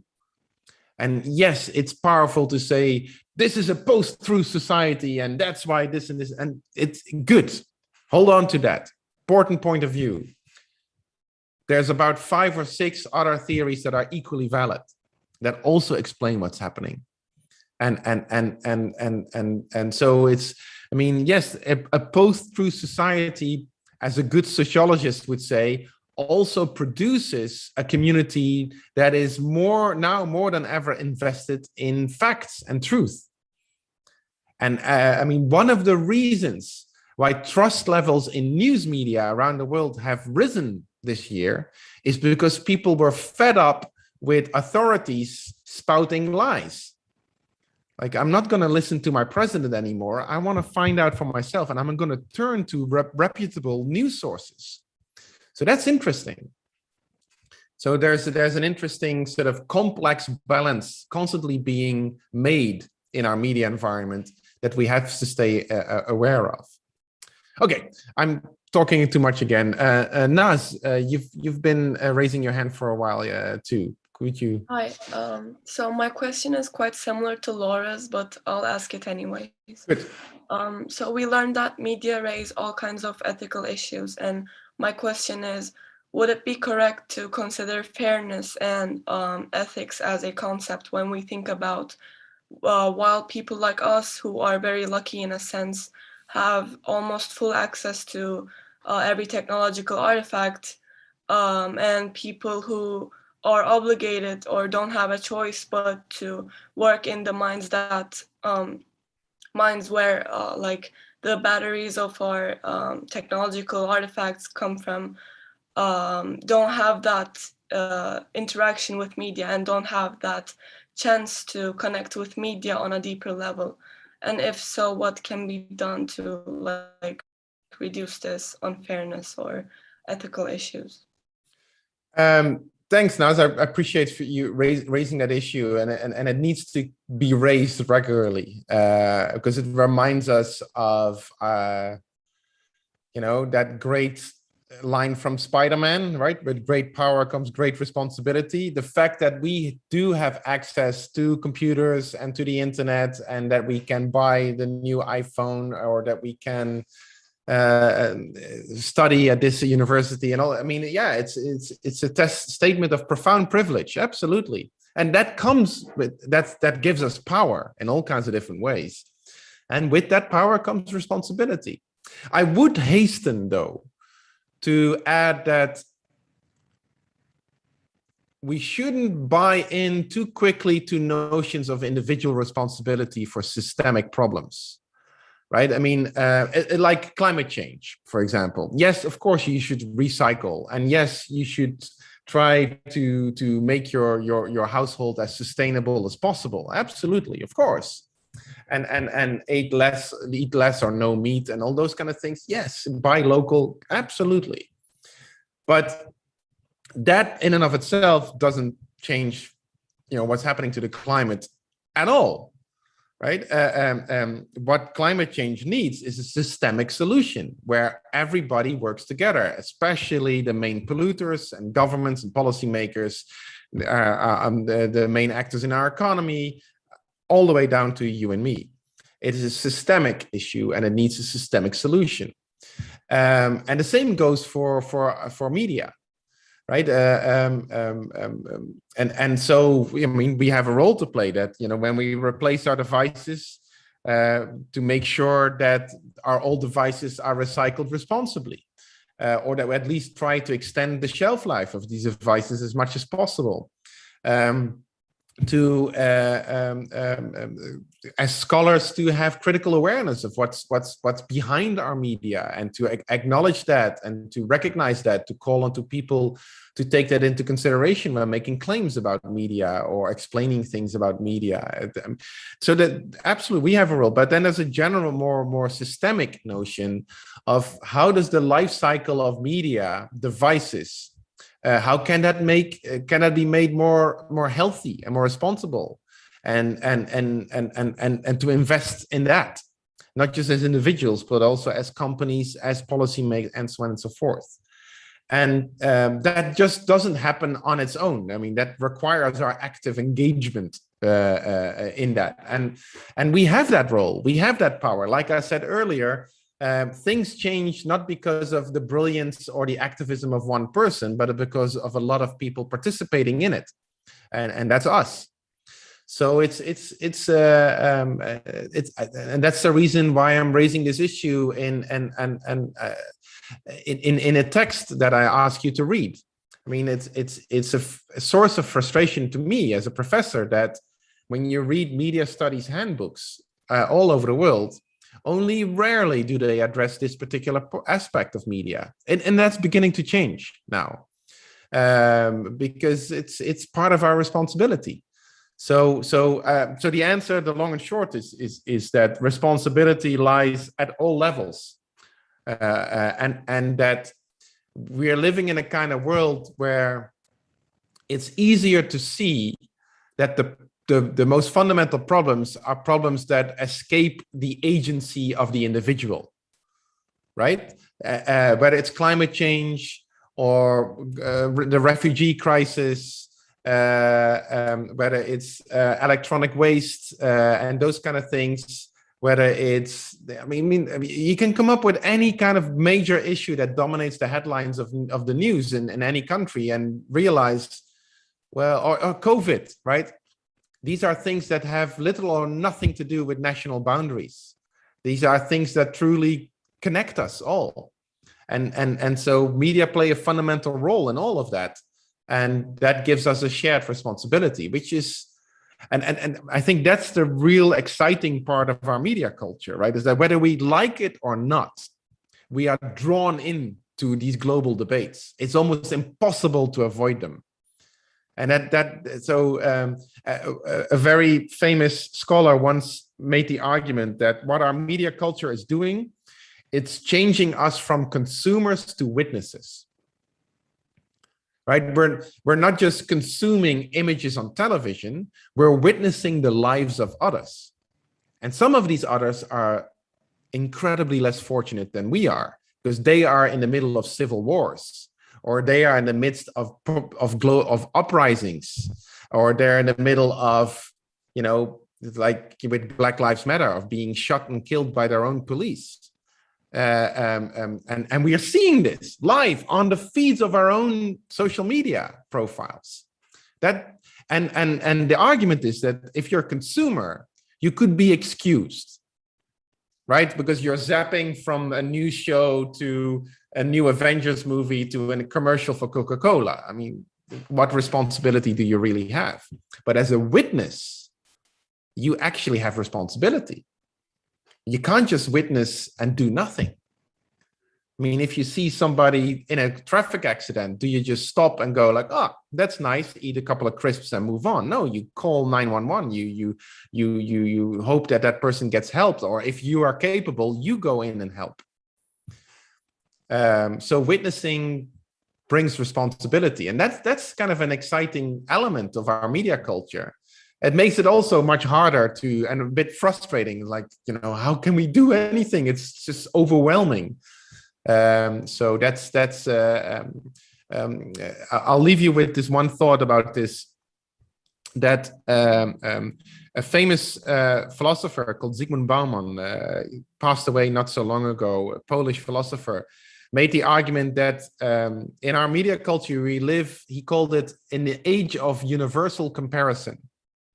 So with 2 clicks on your keyboard, you can compare yourself, your values, your lifestyle, your system with that of anyone, anywhere in the world. And that's new, right? Before that, we could only compare ourselves with, you know, I don't know, people in ads or something, or in movies. But now people like you and me everywhere are instantly visible. And that kind of witnessing is unsettling. It makes us constantly question ourselves and who we are and whether we're doing the right thing or something like that. But it's also empowering. And so that's I think a really exciting thought. That's of course again why studying the media is so cool. Charlotte, you were responding to something I said maybe, or you had a question. Charlotte, sorry. I have a question, but it's a bit off topic from this conversation we're having, because it's about the Middletown study. Oh yeah. Yeah, because I was trying to like kind of find the answer, but it wasn't mentioned like in their report thing. So they talk about how like people are better at identifying the use of print media than they are at identifying their own use and like recalling how much time they spend online. Mm-hmm. And as this study was done in 2004, I was wondering if you think that it's gotten worse since 2004, or if you think we've become like more aware of it, and kind of why particularly we are more prone to remembering how much we like read a book or how long we read a magazine or the newspaper than we are to like remember how long we were on our computer or on our phone. Thanks, Charlotte, for your question. Your question goes at the heart of research methods and how different methods produce different kinds of results. And then, of course, to a shift in media culture from, for example, 2004 to today. So most of the research about how much time people spend on media is conducted by scholars in social sciences and not so much in humanities. And what our colleagues at the Department of Communication here in Amsterdam tell me about this is actually quite funny. Is they said, 20 years ago, if we would ask people how much time they spend with certain media, generally speaking, they would underestimate that time. And that's what the Middletown media studies show, right? Is that if you ask people how much time did you spend doing anything, the number of hours they come up with is much less than the hours you see them spending time if you observe them doing so. And with some exceptions, like you said, people could relatively correctly recount watching a certain television show or reading a newspaper. Perhaps you could argue because these are more bounded media objects, right? A TV show lasts like half an hour and reading a newspaper takes you, about the same time. But they say, it's interesting, if we ask people today, 2021, how much time did they spend media, the exact opposite happens. People overestimate the amount of time they spend with media. It's not uncommon. For now, if you do a survey, actually just this year, there was a survey among teenagers in the Netherlands. And a huge percentage, I don't know the exact number, but it's significant, actually told the researchers that they felt that their media use was the use of an addict. They said, I'm addicted. Now, to have like, you know, hundreds of thousands of young people say, I'm an addict. I mean, of course they're not, right? But that's how they feel. But it's interesting. It's a test. It's a evidence to a gross overestimation of how much time they're spending with media. And I think what we should learn from this, and that's why I wanted you to read that old media studies report, is that our estimation of how much time we spend in media is inherently inaccurate. That this inaccuracy gets greater with the kind of media that we're surrounding ourselves with. So from books, radio and television to digital media, computers and mobile platforms, the inaccuracy of our estimations gets, well, it's always inaccurate, but it gets greater, if you will. It suggests something fundamental about our media environment, namely that it tries to make itself disappear so that we don't think too much about what we're doing anymore, to make it more intuitive, more automatic, more organic, more natural even. And leading to what I talked about earlier, this end idea of us living in a metaverse where the real world and the media world converge seamlessly. We don't have to switch on anything anymore. It's just there. So that is the fundamental trend that we're seeing. It makes the research about how people spend their time with media incredibly complicated, right? Some people were also emailing me, students from this course, saying like, would a solution be is to put video cameras everywhere with people's consent and then filming them while they're using media, or would and yes, to some extent, but perhaps we can solve all these problems by just simply acknowledging that our media environment has become irreversibly intuitive. That, yeah, some of our media use is still quite deliberate, especially when something breaks down. Like it doesn't work, it has no connection. Oh, the battery is dead. And then all of a sudden you become aware of what you're doing, right? But generally speaking, that is almost impossible.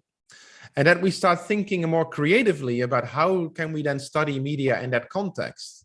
The metaphor that I always like to use for this course is that it should help you to check on the car while driving, right? So to see your own media use and to reflect on it while you're in it.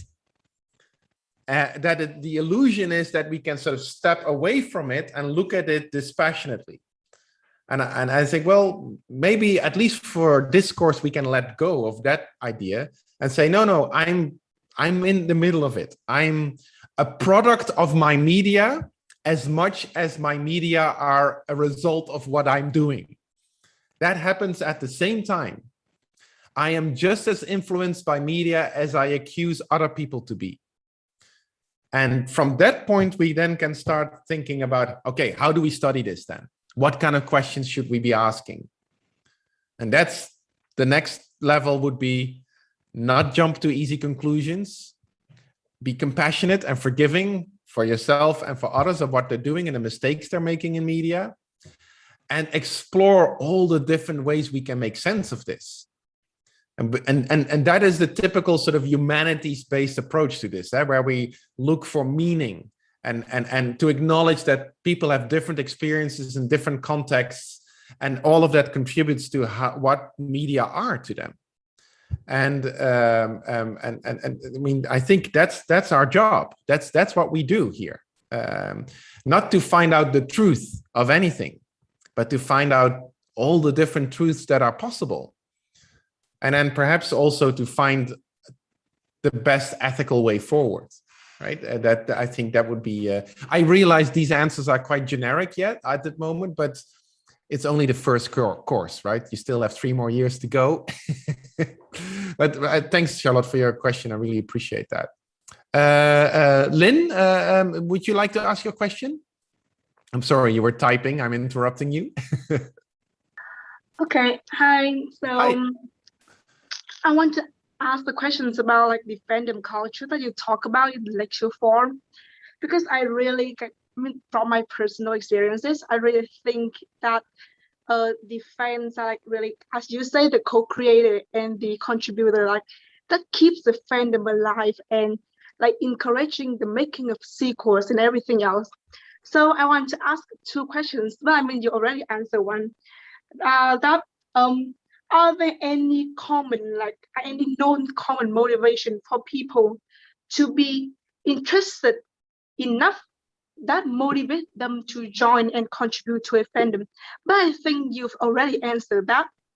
And the second thing is that's about like the previous questions is about like the audiences, and the other question is about like the companies and the creator. That I think they really acknowledge like the powers of the fandom. So what are their strategies and like have they do something to like encourage or trigger the formations or the growth of such communities, or like the formation is like completely organic, like people just come together and say, hey, I like this thing? And that's my question. Great. Thank you, Lynn. Thanks so much for this question. I will point to, I think it's the final week or the week before the final week of this course. I have a whole lecture and some literature dedicated to this very thing, how the media industry works and how the media industry engages with communities, and especially with fan communities. But I do want to talk a little bit about what you're saying, because it's such a great, it speaks to a lot of what we talked about today, which is that, I mean, I talked earlier about a shift from talking about reality and media to authenticity in media, right? As a very fundamental shift. Another fundamental shift is to talk for the media industry is to, in the 20th century, it was all about audiences, mass audiences, getting as many people in the theater, in front of a TV, buying your magazine or whatever as possible. And today we're talking about engagement.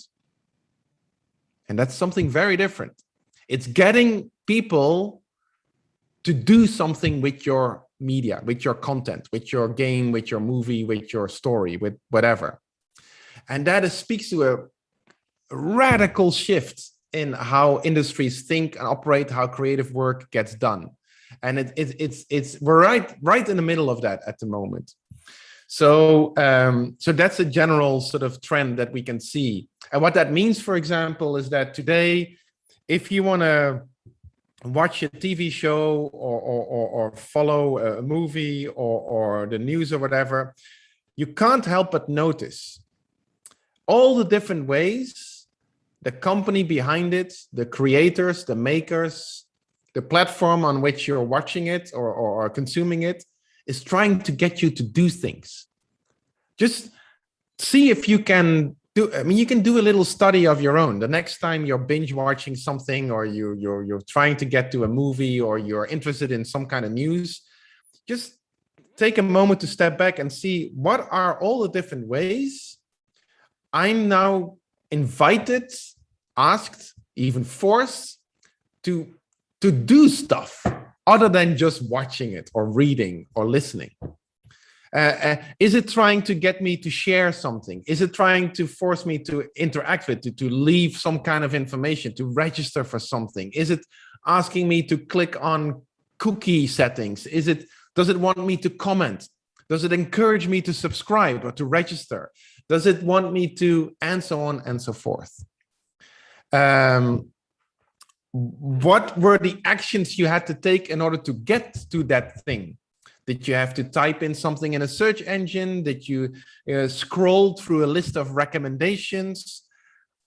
All those things hardly or didn't exist 20 years ago. And it shows you a media industry that has completely retooled itself from just making stuff and then pushing it out in the hope it would reach as many people as possible, to an industry that says, come, join, share, be part of this group, this community, this circle, and do stuff. So it's a shift from audience to engagement. And your first question, like, why would people be interested in participating in this in the first place? And not just average people, but fans, like getting really intensely involved to the extent that we organize campaigns to fight for a certain TV show to get another season, or for a certain movie franchise to change its narrative. Right? This happens, and the industry is responding. I mean, the Sonic the Hedgehog movie from a couple of years ago was a great example. When the first trailers were released, people hated the way Sonic looked in the movie. And fans started organizing campaign, and the studio actually changed the character. Right? And there's so many examples of this in studio history. So, and you know, studies of fandom and fan communities started in media studies in about the 1980s. The first communities that were researched were, for example, fans of women's magazines, or fans of the American television soap opera Dallas. One of the most famous books in media studies is a book on how people watch Dallas by a colleague called In Ang. She used to be involved at the art department, and she's now in Australia, but her book, Watching Dallas, is one of the most famous books in all of media studies. It's a fabulous book because it takes people seriously. And up until that time, we didn't, and the industry didn't. So in the 80s, and of course, people, science fiction communities like Star Trek and Star Wars have always had very passionate fan communities, and the first studies of that emerged in the 1980s and early 1990s. If you are really interested in this, the most famous book on that is a book from 1991 called Textual Poachers by an American colleague called Henry Jenkins. It just came out in its 30th anniversary edition, I think. So it's really great work. Anyways, what makes people fans? And you know what? Let's just be honest. We are all fan of something. Every single one of us. And it could be something, you know, a sports team, or a character in a movie, or a band, or, you know, a game, or part of a game, or anything. Or it could be your phone. Like, oh, I love my phone. Like, it could be that. We're all fan of something. And so you can ask yourself, what makes you a fan? What does this thing, this character, this song, this device do for you that makes you so enamored with it?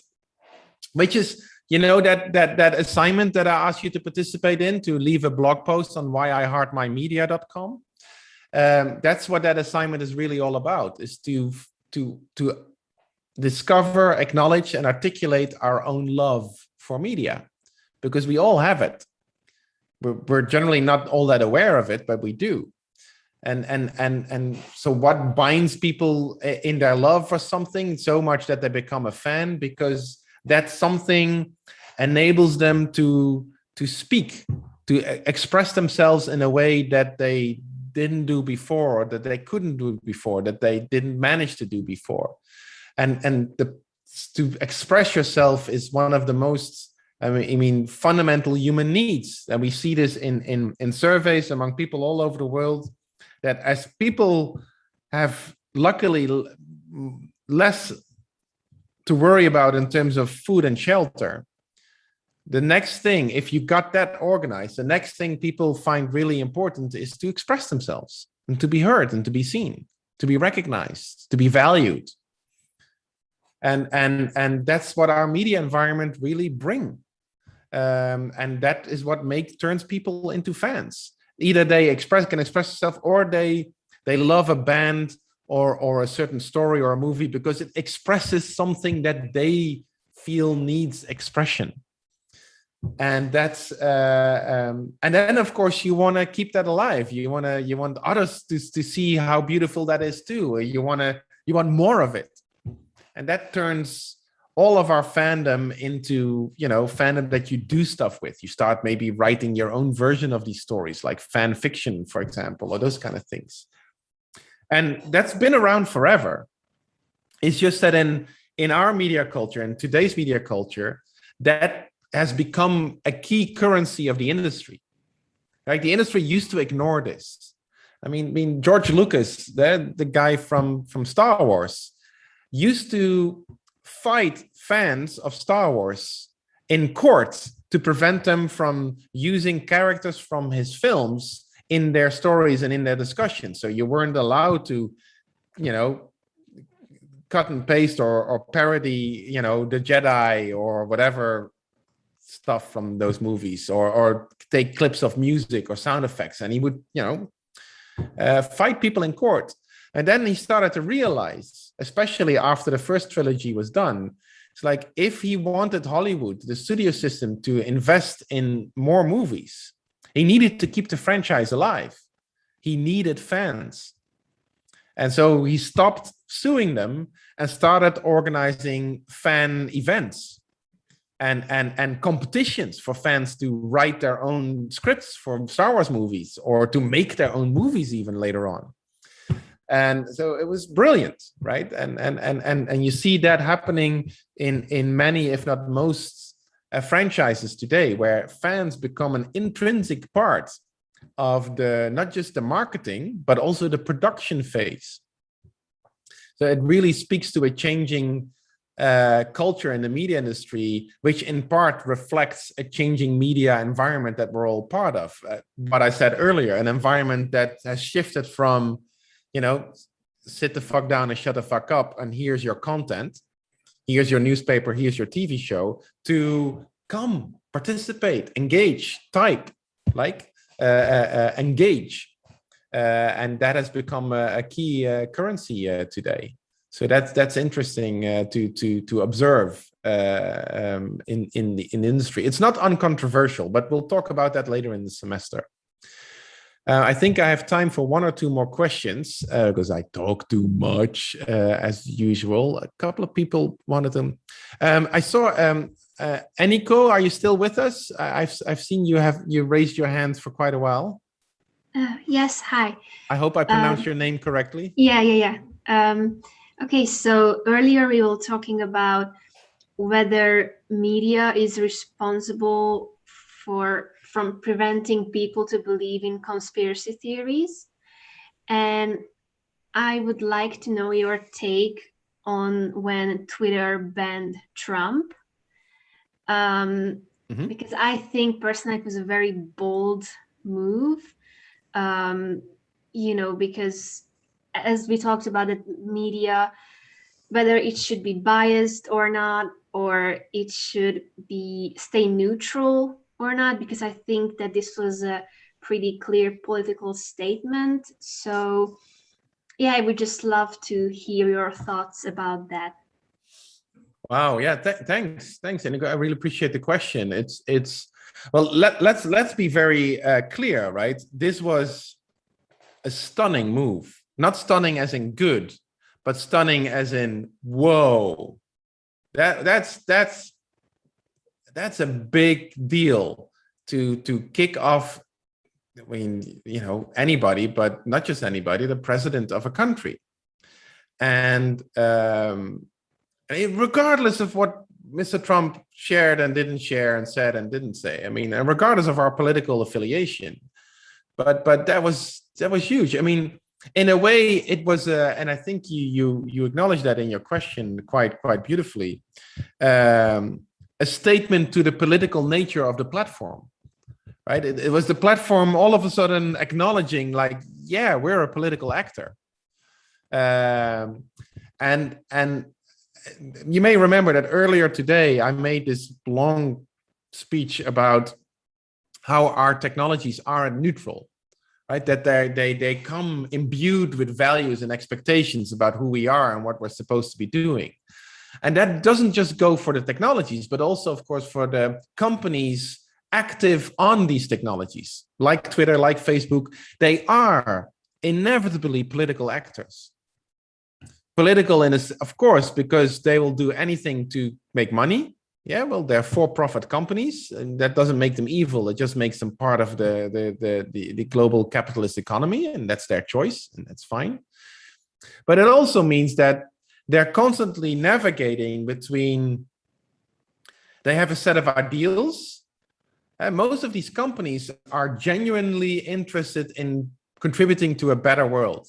I mean, I've spent some time at Facebook headquarters in Palo Alto, and it's stunning when you talk to the people who work there, and most of them are very, very young, like your age to 35 years old or never. And there is absolutely a widespread optimism, and a sort of like, you know, we're connecting the world, we're making a better world. The more people are online, the better it is. But at the same time, they need to protect the bottom line. They need to keep making money, and they need to make everybody their friend.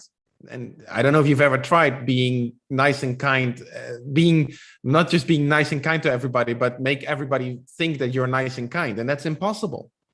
There will always be somebody who thinks that you're horrible or an idiot or whatever.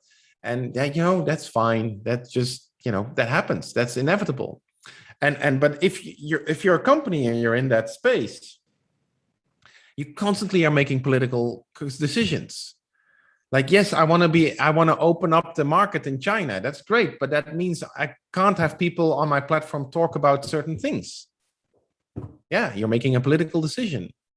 I'm not here to judge you for saying that's good or bad. I'm just interested in okay, what kind of politics? And what we know, to come back to your example of Twitter banning Trump, is that these political decisions aren't, one, transparent. Like, how did they get to this decision? Like, what was the sequence? Does that sequence actually make sense? Second, on what basis? Is there a consistent set of values that governs these companies? No. It changes all the time. It's because they're pragmatic, and they're different in France than they are in China than they are in the United States. And is there any way of holding them accountable for these kind of decisions? Nope. We have no say, because they're commercial companies. They don't have to listen to us. They don't have to allow oversight. And that's the problem right there, right? These are companies with enormous political power, making all kinds of decisions, political decisions, that we can't either check, verify, or hold them accountable for, other than, you know, logging off or deleting our profiles. And that's I would say that's the key issue when we study platforms in media studies, and the study of platforms is huge, right, in our department, as well as in media studies generally. This is one of the key things that we study, is platform accountability, and how that is organized, how that can be organized, how do people engage with it, how to navigate that system, how does it work inside of these companies. Like, for example, Facebook saying, we're taking responsibility. We've hired 30,000 content moderators. Yes, that's lovely. Most of them work in big factory settings in the Philippines. And after doing this for a couple of weeks or months, they have to receive trauma and stress counseling, because that's how much insane stuff they have to navigate through. So I mean, that's well, yeah, let's just say that's intense. So it's complicated, right? And yeah, the role of these platforms is I mean, it's really interesting. Like the recent decision in the anti-gay laws in Hungary, where Facebook then decided to make the accounts of people who were gay, and Facebook knows this, generally speaking, make them invisible, right? Anonymizing their friends to prevent security services from finding out who is gay and who isn't. I mean, it's a political decision, right? During the Arab Spring in Egypt, governments like the Mubarak governments tried to shut down the internet, or at the very least access to sites like Facebook and Twitter. And they lobbied profoundly up to the point that Barack Obama, then president of the United States, delivered a press conference calling on the Mubarak government to not shut down social media. Then you think, okay, wow, powerful. But that same Barack Obama was working during his administration on a law that would enable him to shut down the internet at times of social unrest. This shit is complicated. But the bottom line is, and that's why I really appreciate your question, Aniko, is that platforms are absolutely political actors in all kinds of direct and indirect ways.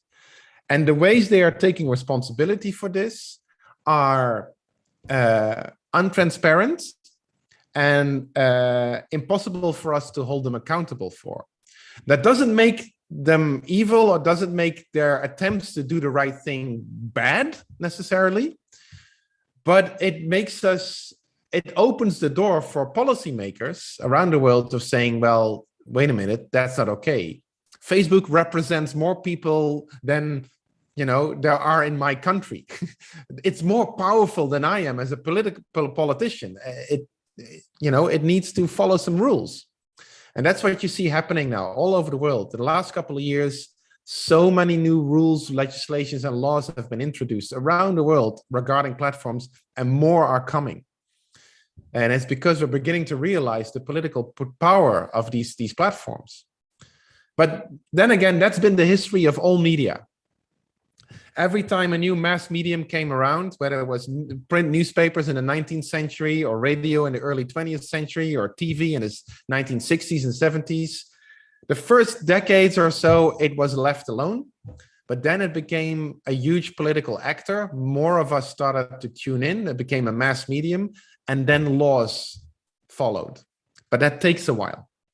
So we're in this sort of liminal space now of relative lawlessness that soon will become very different, but then something else will pop up. Probably this metaverse thing that Mark Zuckerberg is talking so much about. So yeah, that's the good thing about media studies, right? It's always new. It's always changing. So we're never done. Kind of helps. It's nice. Thanks. I have to stop because it's 11 and we've been doing this for 2.5 hours.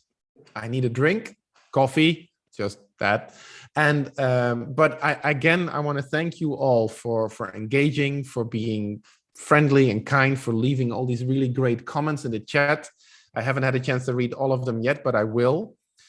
We've done an experiment by streaming this on YouTube as well. So I want to say hey to the people watching on YouTube. I think there's about another 50 or 60 there. I really appreciate them. There's people leaving comments there as well. I will follow up on all of it and the Canvas chat, as I always do. And so never hesitate to ask questions in any shape or form. I will follow up, and I will hope and look forward to seeing you Monday afternoon again. Have a really wonderful day and weekend. Bye. Thank you. Bye, Bye. Goodbye. Goodbye. Bye. Bye. Bye. Thank you.